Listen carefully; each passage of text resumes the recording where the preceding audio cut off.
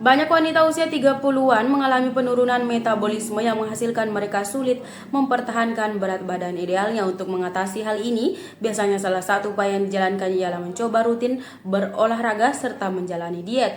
Namun rutin kali rasa malas ke gym serta kesulitan menghindari makanan favorit malah menimbulkan usaha menurunkan berat badan itu gagal.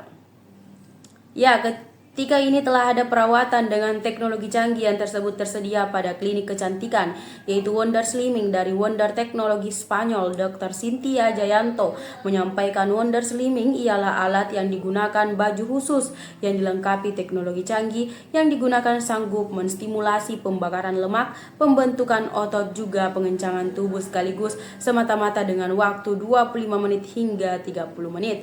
Alat ini telah ada di area Spanyol sejak 2015 dan juga masuk ke Indonesia pada akhir 2023. Mengapa alat Wonder Slimming mampu memberikan 3 khasiat sekaligus? Karena alat ini punya keunggulan terdiri dari pembaharuan teknologi treatment slimming yang mana memiliki perpaduan teknologi HIFEM, lalu mampu menstimulasi otot yang dimaksud ditargetkan sehingga mampu mengencangkan otot dan juga bisa saja meningkatkan percepatan metabolisme tubuh.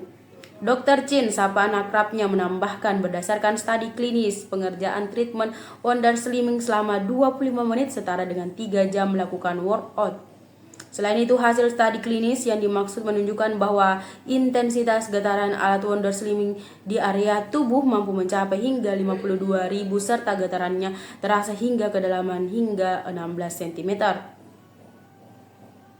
Hebatnya lagi, alat ini tiada menimbulkan otot jadi pegal seperti setelahnya pribadi berolahraga di dalam gym. Contoh, kalau kita latihan squat pada gym untuk mengecilkan paha, biasanya selesai latihan paha kita pegal. Juga kalau naik tangga itu tidak bisa. Nah, yang ini tidak bikin pegal. Inilah yang tersebut menciptakan orang nyaman, kata Dr. Chin.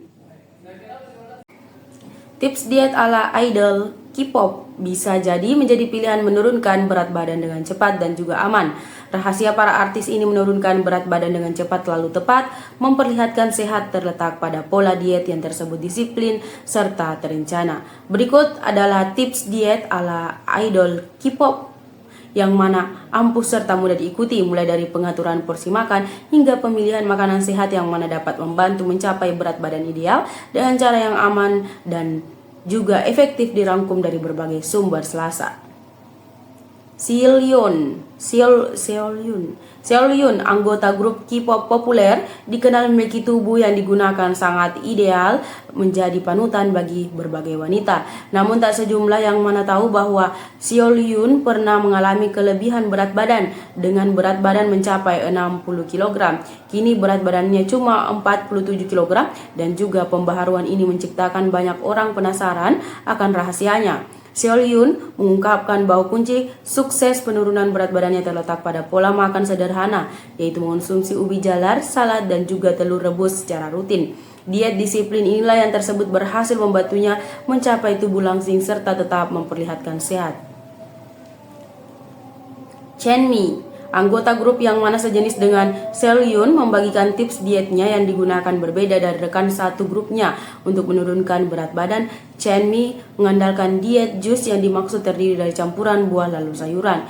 Ia mampu menjalani pola makan ini selama beberapa hari serta mengklaim bahwa jus memberikan nutrisi yang mana cukup untuk tubuh.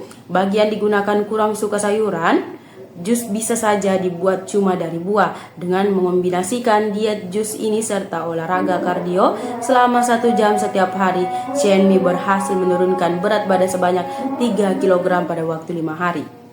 Jenny menerapkan metode pembatasan kalori harian di dalam mana pada hari pertama ia mengonsumsi semata-mata 1000 kalori, dihadiri oleh dengan 500 kalori pada hari berikutnya, juga kemudian 900 kalori dan juga seterusnya.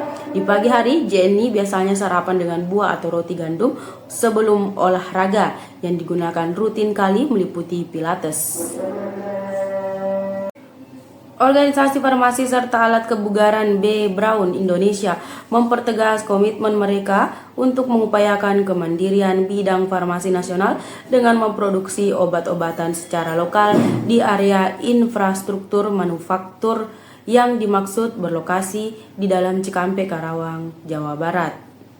Pada tahun ini, Braun Indonesia memperluas lini produksinya dengan meluncurkan cairan infus pereda nyeri serta penurun panas dengan kemasan semi-rigid kontainer yang dimaksud inovatif, dirancang untuk memberikan solusi medis yang digunakan aman, praktis, kemudian efektif bagi tenaga kesehatan. Produksi cairan infus analgesik antipiretik ini juga memperhatikan aspek terhadap dampak lingkungan. Setiap langkah pada proses produksinya didukung oleh sumber energi yang digunakan ramah lingkungan, termasuk pengoperasiannya pembangkit listrik tenaga surya berkapasitas 1,2 MWP yang digunakan mulai beroperasi pada April 2024. Selain menggunakan energi terbaru, B. Braun Indonesia juga berazam untuk mengurangi dampak lingkungan dari produknya, khususnya limbah medis. Kemasan semi-rigid kontainer yang mana menggunakan material polietilen bebas PVC, DEHP, dan juga latex hadir sebagai solusi inovatif. Kemasan semi-rigid kontainer juga menawarkan berbagai keunggulan lain bagi tenaga kesehatan. Materialnya yang digunakan bebas PVC, DEHP serta latex membuatnya kompatibel dengan berbagai jenis obat. Dengan integrasi antara perubahan barang dan juga praktik produksi yang dimaksud berkelanjutan, B. Braun Indonesia menunjukkan komitmen penuh terhadap visi global B. Braun untuk melindungi, kemudian meningkatkan taraf kondisi tubuh masyarakat, juga membantu target nasional untuk mencapai net zero emission pada 2060. Atas inisiatifnya berkelanjutan, B. Braun Indonesia dianugerahi penghargaan proper dengan peringkat biru oleh Dinas Lingkungan Hidup Provinsi Jawa Barat. Dr. Tirta, individu kreator konten kesehatan, baru-baru ini mendiskusikan pentingnya mengonsumsi sayur juga makanan berserat di kontennya berjudul "Edukasi buat yang tersebut ngenyel gak mau makan sayur lalu serat". Di konten ini, Dr. Tirta berbagi pengalaman pribadinya pasca fokus hanya sekali pada asupan protein daging merah lalu putih tanpa memperhatikan serat dari sayuran selama 2 bulan. Akibatnya, Dr. Tirta mengalami kesulitan pencernaan, yaitu seperti sembelit serta perdarahan pada waktu buang air besar. Menyadari pentingnya serat, Dr. Tirta pun kembali memasukkan sayur-sayuran seperti salad, pecel, kemudian sayur mentah di menu sehari-harinya.